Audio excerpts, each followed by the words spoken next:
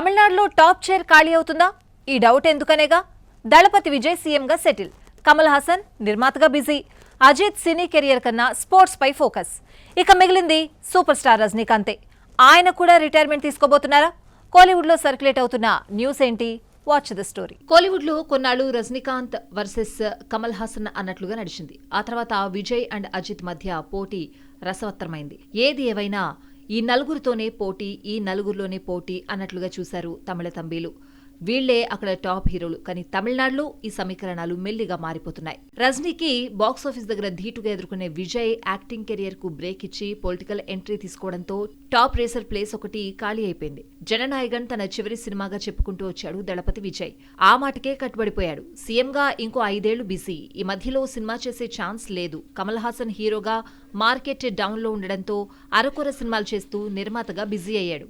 రజనీ, విజయ్, కమల్తో పోల్చుకుంటే అజిత్ కాస్త వెనకబడ్డాడు. వన్స్ అపాన్ ఎ టైం ఈ ముగ్గురిని బీట్ చేసి టాప్ చైర్లో కూర్చుంటాడేమో అనుకున్నారు. కానీ సినీ కెరియర్ కన్నా స్పోర్ట్స్ పై ఫోకస్ పెంచడంతో తలాకు అంత సీన్ లేదని తేలిపోయింది. ఇక మిగిలింది సూపర్ స్టార్ రజనీకాంతే.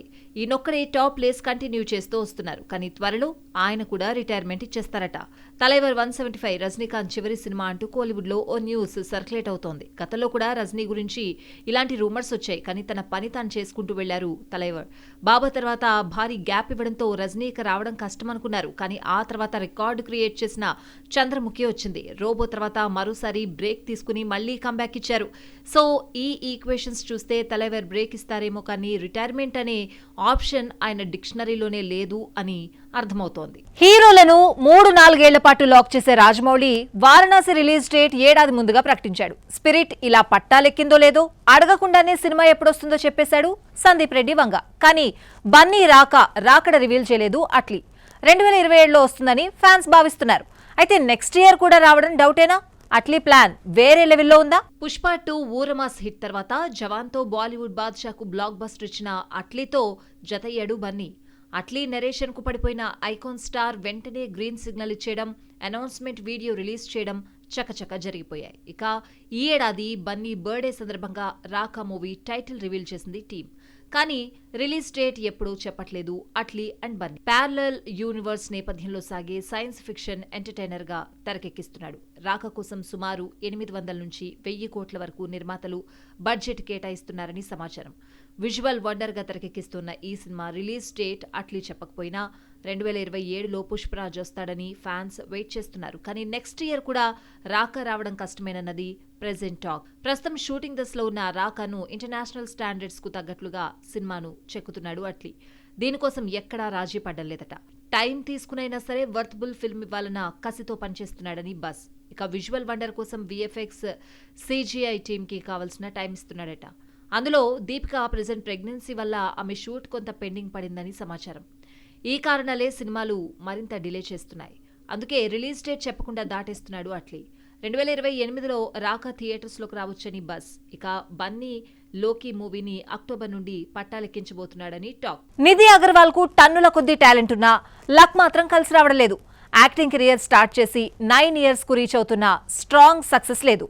అప్పుడెప్పుడో వచ్చిన ఓ హిట్ ఇస్మార్ట్ శంకర్ పేరు చెప్పుకుని ఇన్నాళ్లు కెరియర్ నెట్టుకొచ్చింది. ఇక ఆమె దుకాణం close అయినట్లేనా? Nidhi Agarwal career start చేసి 9 ఏళ్లు కావస్తున్నా ఇస్మార్ట్ శంకర్ తప్ప మరో బ్లాక్ బస్టర్ హిట్ చూడలేదు.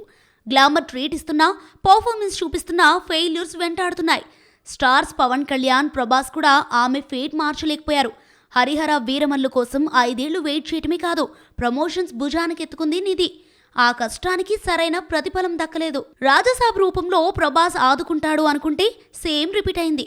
మారుతి దర్శకత్వంలో వచ్చిన ఈ సినిమా ఎంత ట్రోల్ అయిందో ప్రత్యేకంగా చెప్పనక్కర్లేదు. ఈ మూవీ వచ్చి 7 months కంప్లీట్ అయినప్పటికీ కొత్త సినిమా కబురు చెప్పలేదు నిధి. కానీ సోషల్ మీడియాలో కవర్ పేజెస్, కొలాబరేషన్స్తో టైం పాస్ చేస్తోంది బ్యూటీ. నిధి అగర్వాల్ కెరీర్ ఇక క్లోజ్ అనుకుంటున్న టైంలో బాలీవుడ్ నుండి ఆఫర్స్ వస్తున్నాయట. అక్కడ 2 ఫిలిమ్స్ చేస్తున్నట్లు నిధి చెప్పుకొచ్చింది. అలాగే తెలుగులోనూ మరో 2 సినిమాలకు సైన్ చేసిందట బ్యూటీ. ఆ ప్రాజెక్టు వివరాలు త్వరలో రివీల్ అవుతాయట. 2024లో హిందీలో డంక్ మూవీకి సైన్ చేసింది. ప్రేరణ అరోరా ప్రొడ్యూసర్గా వ్యవహరిస్తున్న ఈ మూవీతో రీఎంట్రీ ఇవ్వాలనుకుంది నిధి. కానీ ప్రాజెక్ట్ ఎక్కడి వరకు వచ్చిందో అప్డేట్ లేదు. తానిన్ని సినిమాలు చేస్తున్నానని ఆమె చెప్పుకోవడమే కానీ మేకర్స్ రివీల్ చేయట్లేదు. హోంబలే వరుసగా ప్రభాస్తో 3 ఫిల్మ్స్ లాక్ చేసుకుంది. కేవీఎన్ ప్రొడక్షన్ హౌస్ మెగాస్టార్తో పాటు మరో చిన్న హీరోతో సినిమాను నిర్మిస్తోంది. ఇలా కన్నడ ఇండస్ట్రీలోని నిర్మాణ సంస్థలు టాలీవుడ్లో ఎదిగేందుకు ట్రై చేస్తున్నాయి. కానీ మన ప్రొడక్షన్ హౌస్లు శాండిల్వుడ్ హీరోలపై దృష్టి పెడుతున్నాయి. అవేంటి?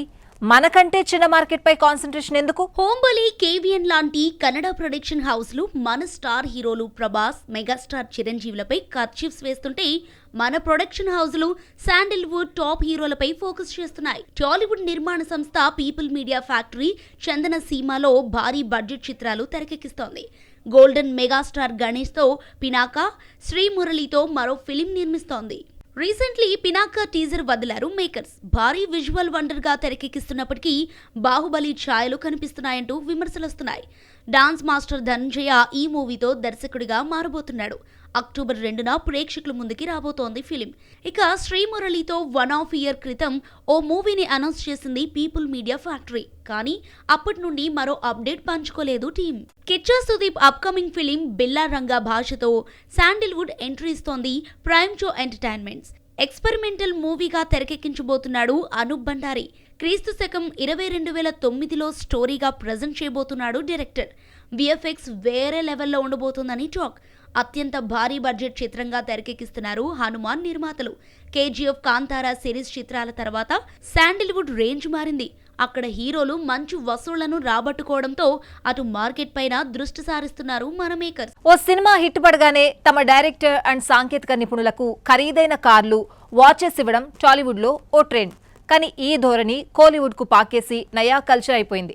అక్కడ ఓ పెద్ద హిట్ పడినా, స్మాల్ సక్సెస్ చూసినా కార్లు పనిచేస్తున్నారు. కెరియర్లోని హైయెస్ట్ గ్రేసర్ చిత్రాన్ని మనశంకర్ వరప్రసాద్ రూపంలో అందించినందుకు అనిల్ రావిపూడికి రేంజ్ రోవర్ కార్ బహుమతిగా ఇచ్చారు మెగాస్టార్ చిరంజీవి. అంతకుముందు ఓజీ సక్సెస్ అయినందుకు దర్శకుడు సుజిత్ కు కార్ గిఫ్ట్ గా అందించాడు పవన్. టాలీవుడ్ లో ఎప్పటి నుండో ఉన్న ఈ ధోరణి కోలీవుడ్ లోకి పాకి పీక్స్ కు చేరింది. సినిమా సక్సెస్ కాగానే డైరెక్టర్ అండ్ టెక్నీషియన్స్ కు గిఫ్ట్స్ రూపంలో ఖరీదైన కార్లు పనిచేస్తున్నారు అక్కడి హీరోస్ అండ్ మేకర్స్. కరుప్పుతో blockbuster and all time highest grosser movie చూసినందుకు ఆర్జే బాలాజీతో పాటు కంపోజర్ సాయి అభ్యంకర్ తో పాటు పలువురు టెక్నీషియన్స్ కు కాస్ట్లీ కార్స్ గిఫ్ట్ గా పంచాడు సూర్య. సూర్యని చూసి ఇన్స్పైర్ అయిన శివకార్తికేయన్ తను నిర్మించిన తాయి కిలవి బ్లాక్ బస్టర్ హిట్ కొట్టడంతో దర్శకుడు శివకుమార్ మురుగేషన్ కు కార్ గిఫ్ట్ గా ఇచ్చి సర్ప్రైజ్ చేశాడు. తాజాగా వేల్స్ ఫిలిం ఇంటర్నేషనల్ అధినేత ఈషారి కె గణేష్ కూడా గట్టా కుస్తీ 2 హిట్ కొట్టినందుకు హీరో విష్ణు విశాల్ కు ఓ కార్ బహుమతిగా ఇచ్చాడు. రీసెంట్లీ రిలీజ్ అయిన ఈ సినిమా డీసెంట్ కలెక్షన్స్ రాబట్టుకుంటోంది. విష్ణు విశాల్ పనితనం మెచ్చి కాస్ట్లీ కార్ గిఫ్ట్స్ ఇచ్చి తన బంధాన్ని మరింత బలోపేతం చేసుకుంటున్నాడు ప్రొడ్యూసర్. అలాగే ఫ్యూచర్లో అతడితో సినిమాలు చేస్తానంటూ ప్రకటించేశాడు. మొత్తానికి హిట్ కొట్టు, కారు పట్టు స్కీమ్ కోలీవుడ్లో బాగా వర్కౌట్ అయినట్లే ఉంది. ఇండస్ట్రీలో మూవీకి గెటప్ అండ్ రోల్లో వేరియేషన్ చూపిస్తూ వర్స్టైల్ యాక్టర్గా పేరు తెచ్చుకుంటున్నాడు మాధవన్. ఓవైపు సపోర్టింగ్ రోల్స్ చేస్తూనే మరోవైపు లీడ్ రోల్స్లోనూ అదరగొట్టేస్తున్నాడు. దురందర్లో డిఫరెంట్ లుక్స్లో మెస్మరైజ్ చేసిన మ్యాడీ మరో ఎక్స్పెరిమెంట్ మూవీతో వచ్చేస్తున్నాడు. మాధవన్ వన్స్ అపాన్ ఏ టైం అమ్మాయిలకు కలల రాకుమారుడు, కానీ నేడు వర్స్టైల్ యాక్టర్. హీరోగా మార్కెట్ కోల్పోయేగా సపోర్టింగ్ రోల్స్ షిఫ్ట్ అయ్యాడు. తండ్రిగా మెప్పించాలన్నా, విలన్ గా భయపెట్టాలన్నా, సపోర్టివ్ క్యారెక్టర్ తో సినిమాకు హైప్ తేవాలన్నా ఇతడే చాయిస్ గా మారాడు.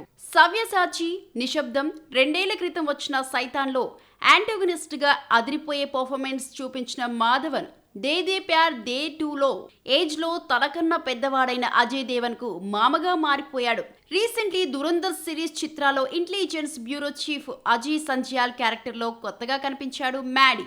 అలాగే ఛాన్స్ దొరికినప్పుడల్లా లీడ్ రోల్స్ లో మెప్పిస్తూ వావ్ అనిపిస్తున్నాడు. రాకెట్ నంబియార్లో ఇస్రో మాజీ శాస్త్రవేత్త నంబి నారాయణ్ పాత్రలో మెప్పించాడు మాధవన్. అతడి నటనకు మేక్ ఓవర్ కు తగిన ప్రతిఫలం దక్కింది. జాతీయ అవార్డు వరించింది. నెక్స్ట్ మరో ప్రయోగానికి రెడీ అయ్యాడు. ప్రముఖ ఆవిష్కర్త, పారిశ్రామికవేత్త జీడీ నాయుడు జీవిత కథతో రాబోతున్నాడు. ఇందులో కూడా గుర్తుపట్టలేని విధంగా లుక్స్ లో కొత్తగా కనిపిస్తున్నాడు మ్యాడీ. త్వరలో ప్రేక్షకుల ముందుకు రాబోతోంది ఫిలిం.